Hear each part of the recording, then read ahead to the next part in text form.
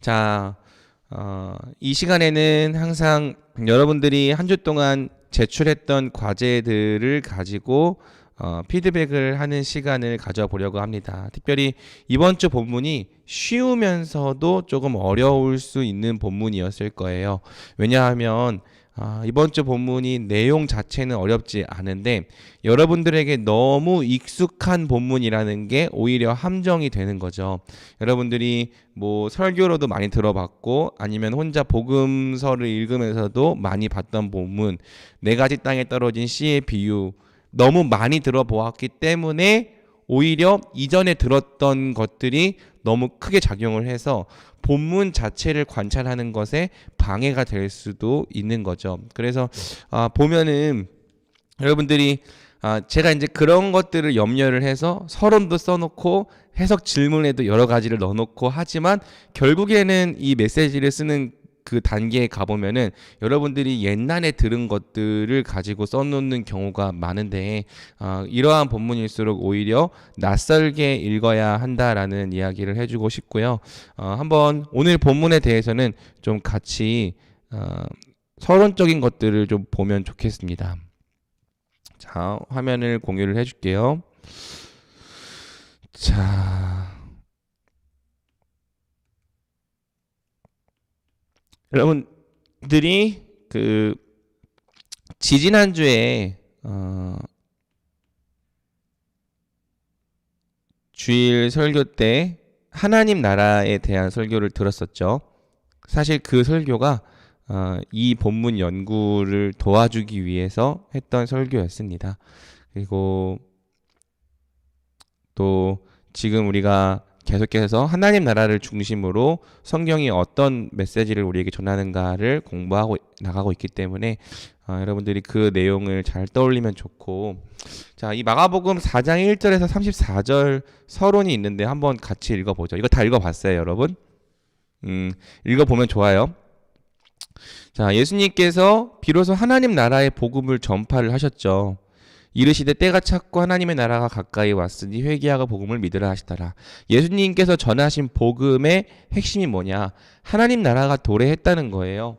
그리고 그 나라가 이 땅에 임하였다는 증거로서 이제 이걸 표적이라고 하는 거죠. 복음이 선포되는 곳마다 어둠, 귀신으로 대표되고 사망, 질병이 쫓겨나는 일들이 일어나는 겁니다. 그래서 이런 일들을 통해서 예수님은 하나님 나라가 이 땅에 이미 도래했다라는 것을 보여주신 거죠. 그런데 여러분, 당시에 많은 유대인들이 하나님 나라가 이 땅에 도래했다는 예수님의 선포를 받아들이지 못했어요. 그러니까 당시 유대인들의 입장에서 한번 생각해 볼 필요가 있다는 건데요. 왜냐하면요, 예수님이 가져오신 하나님 나라와 그들이 기대했던 하나님 나라가 전혀 달랐기 때문입니다. 당시 유대인들은 구약 성경의 여러 예언을 따라서 여호와의 날을 기다리고 있었어요. 여러분이 말라기나 여러 선지서들을 보면 요엘 같은 경우에도 그렇고 여호와의 날이라는 표현이 자주 나오는 것을 볼 수 있는데, 이 여호와의 날이라고 하는 것은 이 구약 성경에서 바라보았을 때 이 세상이 끝나는 날을 의미를 하는 거예요. 종말을 의미하는 거죠. 그리고 이 여호와의 날이란 어떤 날이냐면 심판이 이루어지는 날이면서 동시에 구원의 날인 거죠. 그리고 그날이 오면 하나님을 믿지 않았던 모든 죄인들은 심판을 받고, 반대로 하나님을 믿고 인내하는 자들이 승리와 구원의 은혜를 누리게 되는 것입니다. 이렇게 생각해 보면은 지금 우리가 예수님의 재림을 기다리고 있는 거랑 똑같은 내용을 구약 백성들이 믿고 있었던 거죠. 그런데 이제 구약 성경에서 봤을 때 어떻게 생각했냐면은 여호와의 날이 도래하면은 그 즉시 심판과 구원이 동시에 벌어진다라고 생각을 했던 거예요. 이 새하늘과 새 땅도 신약 성경에 갑자기 나오는 게 아니라 보면은 이미 이사야 때부터 예언된 말씀이에요. 이사야 65장 17절을 보면은 보라 내가 새하늘과 새 땅을 창조하나니, 이 말씀 지금 요한계시록 말씀이 아니라 이사야 말씀이라고요. 새하늘과 새 땅이 이루어진다라는 것을 이미 구약 성경부터 전망을 하고 있었다는 겁니다. 그래서 이 유대인들은요, 다윗의 자손, 메시아죠. 메시아가 왕이 되면 곧바로 새하늘과 새 땅으로 땅이 바뀌고 또 영원히 다스리는 메시아 왕국이 시작될 거라고 믿었던 거예요. 그래서 그림으로 그것을 표현하면 지금 여기 있는 그림인 거죠. 메시아가 오면 지금 이 사탄의 나라가 완전히 멸망하고 또 메시아가 다스리시는 하나님의 나라가 새하늘과 새 땅에서 영원히 시작된다라고 생각을 했던 거예요. 물론 이렇게만 믿으면 건강한 건데 또 유대인들이 생각한 이 메시아는 어떤 메시아냐라고 했을 때 좀 세상적인 메시아죠. 그래서 이방 민족들을 다 군사적으로 심판하고 또 다시 한번 영광스러운 이스라엘 왕국을 이루어서 경제적으로도 부강하고 또 정치적으로도 자유와 독립을 누리는 그런 나라를 이루어 줄 것을 유대인들이 원했던 것입니다. 그래서 이제 예수님은 내가 메시아라는 것을 알리기를 별로 안 좋아하셨던 거예요. 왜냐하면 당시 유대인들이 예수님을 그렇게 오해하고 있었기 때문이죠. 그런데 문제가 뭐냐라고 했을 때 예수님께서 오셔서 하나님 나라가 왔다라고 말씀하시는데 막상 이 세상에 아무런 일도 일어나지 않았다는 거죠. 이거는 지금 우리에게도 똑같이 해당되는 일이에요. 분명히 구원이 이루어졌다라고 우리가 복음을 전하고 예수님을 통해 하나님 나라가 이미 이 땅에 일어났다고 말하지만 우리가 보는 현실은 어떤 현실이냐? 여전히 죄인들이 창궐하고 악이 승리하는 것처럼 보이는 세상에 우리가 살고 있다는 거죠. 하나님 나라가 왔다라고 말씀을 하시는데도 로마가 무너지지도 않았고 세상이 뒤집어지지도 않았습니다. 그리고 이 예수님이라는 분은 빨리 예루살렘으로 입성해서 왕이 되시는 것에 별로 관심이 없어 보이고 허구한 날 죄인들과 병자들만 만나고 다니시는 거예요. 그래서 바리새인들과 서기관들이요, 이 사람들이 엄청 나쁘고 악독한 사람들이어서가 아니라 자기들이 생각하는 예수님과 실제 이 땅에 오셔서 행하시는 예수님이 너무 다른 것을 보고 메시아로 믿지 않았던 거죠. 그리고 자기들이 기대했던 것과는 전혀 다른 모습으로 하나님 나라를 가져오신 예수님을 받아들이지 않았다고 이제 성경은 말하는 겁니다. 그런데 이제 예수님께서는 뭐라고 말씀하시냐면은 하나님 나라가 그러면 이 땅에 어떻게 도래했는가? 하나님 나라는 이 땅에 어떻게 들어와서 어떻게 영향력을 내비치고 있는 나라인가라는 것을 이 마가복음 4장에서 설명을 하고 있는 겁니다. 그래서 이 지금 우리가 4장 본문을 살펴보고 있는데 이 4장 본문을 보면은 여러분들이 가장 그 마음에 빨리 드는 생각이 뭐예요? 나는 어떤 밭인가? 이거죠, 이거. 그렇잖아요. 그래서 나는 좋은 밭인가, 나쁜 밭인가, 나쁜 밭인가. 그리고 결론이 뭐예요? 나쁜 가치인가? 가치인가? 결론이 뭐예요? 좋은 밭이 되어야겠다. 이게 지금 여러분들이 이 본문을 들으면, 본문을 읽으면 바로 하는 생각이고 바로 내리는 결론이라는 거죠. 맞죠? 그런데 이 본문에서 좋은 밭이 되라는 말 한마디도 없어요. 그러니까 물론 우리가 적용해서 좋은 밭이 되어야겠다라고 하는 거 할 수 있죠. 할 수 있는데 먼저 이 본문이 우리 보고 좋은 밭이 되라고 하는 부분 한 부분도 없다는 거죠. 또 어떤 사람들은 이 본문을 교리적으로 해석해서 예를 들어서 이제 길가와 이 어디죠? 돌밭과 가시밭은 선택받지 못한 사람.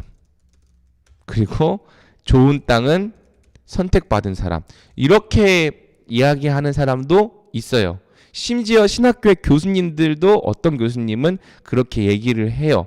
물론 그분은 성경 교수님이 아니라 조직신학 교수님이지만, 그런데 여러분 이 본문에서는 어떤 밭이 선택받았다, 어떤 밭이 선택받지 못했다 그런 말도 없어요. 왜냐하면은 그걸 보여주려고 하는 본문이 아니기 때문이에요. 누구는 선택받아서 착한 마음으로 잘 받아들여서 구원을 받고, 누구는 선택받지 못해서 믿는 것처럼 보였지만 이탈한다. 그걸 말하고 싶은 게 아니라 하나님 나라가 이 땅에서 일으키는 현상, 보여주는 현상이 뭐라는 거죠. 그러니까 누가 선택받은 자인지 누가 선택받지 않은 자인지 몰라요. 지금은 길가처럼 보일지라도 나중에 좋은 땅이 될 수도 있어요. 그런데 이 본문이 보여주려고 하는 것은 누가 선택받았느냐, 누가 선택받지 않았느냐, 누가 더 좋은 마음밭을 가지고 있느냐, 그렇지 않느냐를 보여주는 게 아니라 하나님 나라가 이 땅에서 어떤 영향력을 끼치고 어떤 현상을 일으키냐는가, 그거를 그냥 그대로 보여주는 게 이 본문인 거예요. 자, 비유로 가르친다고 하셨어요. 예수님께서 비유로 가르치신다. 왜 비유로 가르치시냐? 11절 제일 중요하죠. 하나님 나라의 비밀. 이 본문은 뭐냐면 하나님 나라의 비밀을 가르쳐 준다는 거죠. 왜? 하나님 나라는 보이지 않는 나라이기 때문에, 영적으로 임한 나라이기 때문에 이것을 우리가 이 땅에서 흔히 볼 수 있는 이 사물들을 통해서 비유로 설명하시겠다라고 말씀을 하시는 겁니다. 그리고 13절을 보면은 예수님께서 뭐라고 말씀하세요? 너희가 이 비유를 알지 못할진데 어떻게 모든 비유를 알겠느냐. 지금 4장에는 여러 비유가 있죠. 그런데 이 비유가 다 뭐에 대한 비유냐? 하나님 나라의 비밀에 대한 비유예요. 그리고 이 하나님 나라의 비밀을 이해하기 위해서는 가장 먼저 어떤 비유를 이해해야 되냐?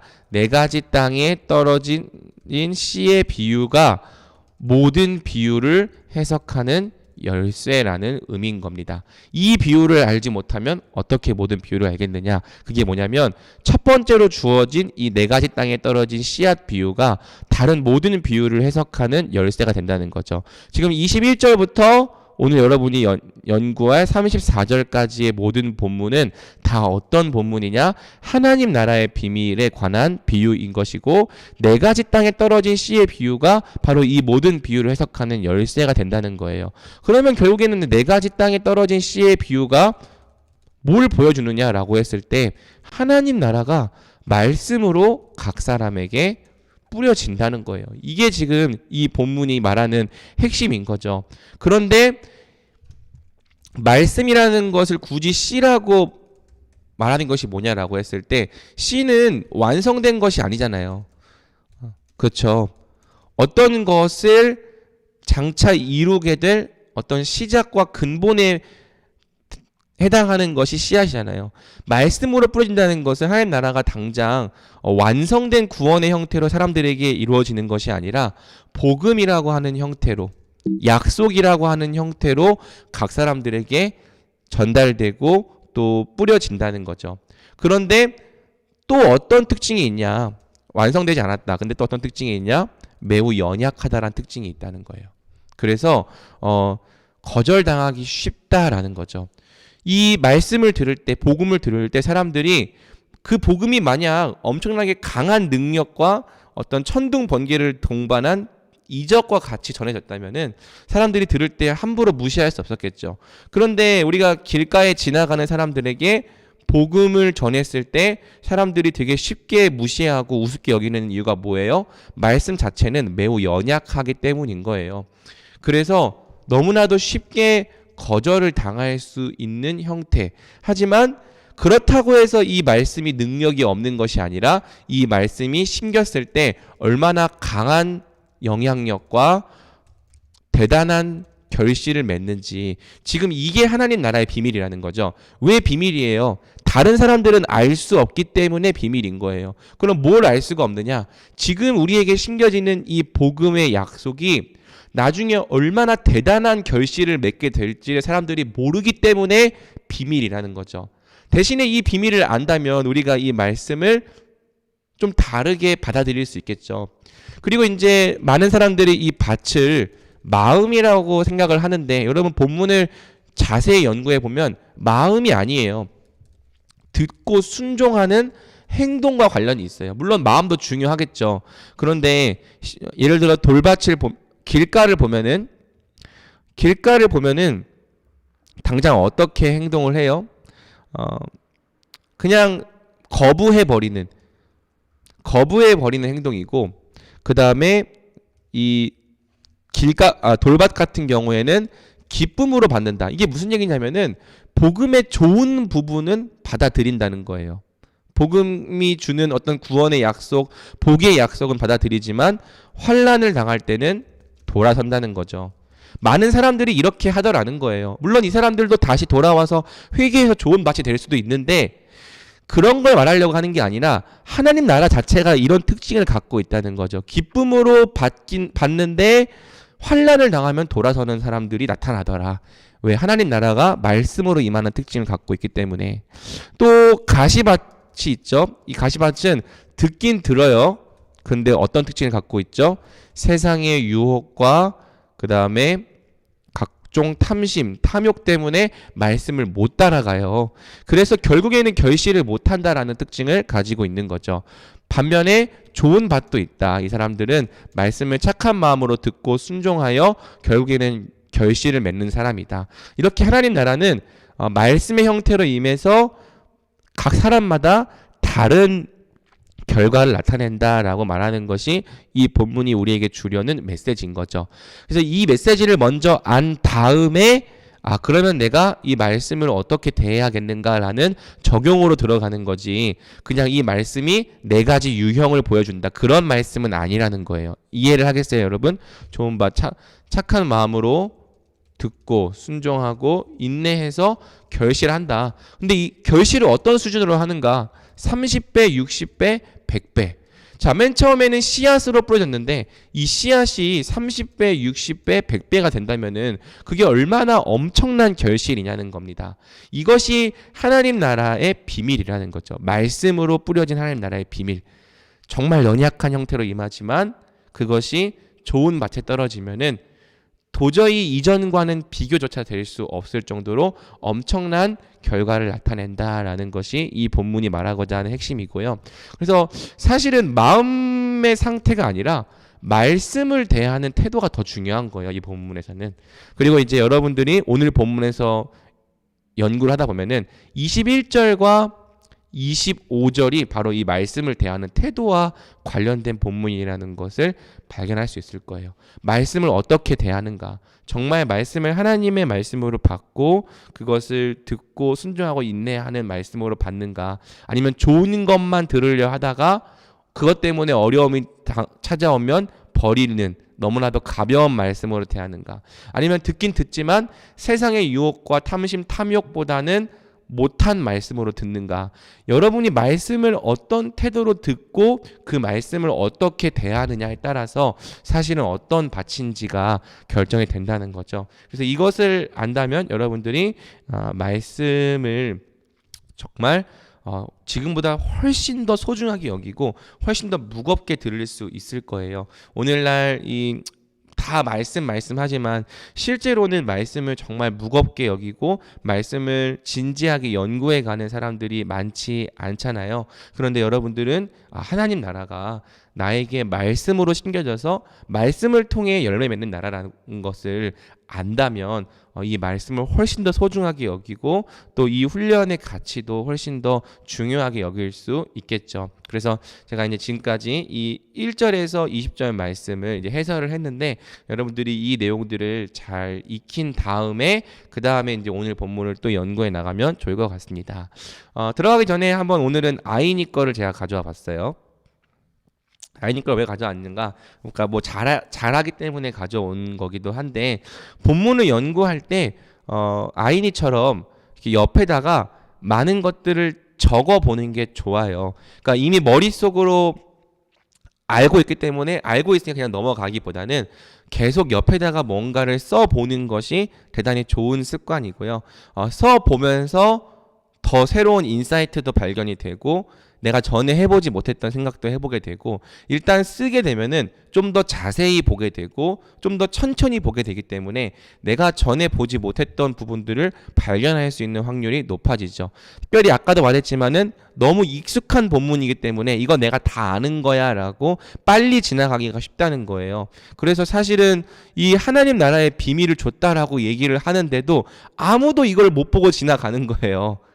이 중요한 본문을 아무도 못 보고 그냥 모든 걸 비유로 가르쳤다. 그리고 하나님 나라에 대한 내용이 이 메인 아이디어에 빠져버리는 거죠. 그런데 그렇게 하지 말고 여러분들이 조금 더 자세히 읽기 위해서 이미 아는 내용이고 눈에 보이는 내용일지라도 옆에다가 적으면서 하라는 거고요. 이게 지금 제가 처음에 방법론 강의할 때 여러분들에게 이야기했던 부분이기도 해요. 자세히 읽으면서 옆에다 알게 된 것, 또 알고 싶은 것을 적어 보면서 해라.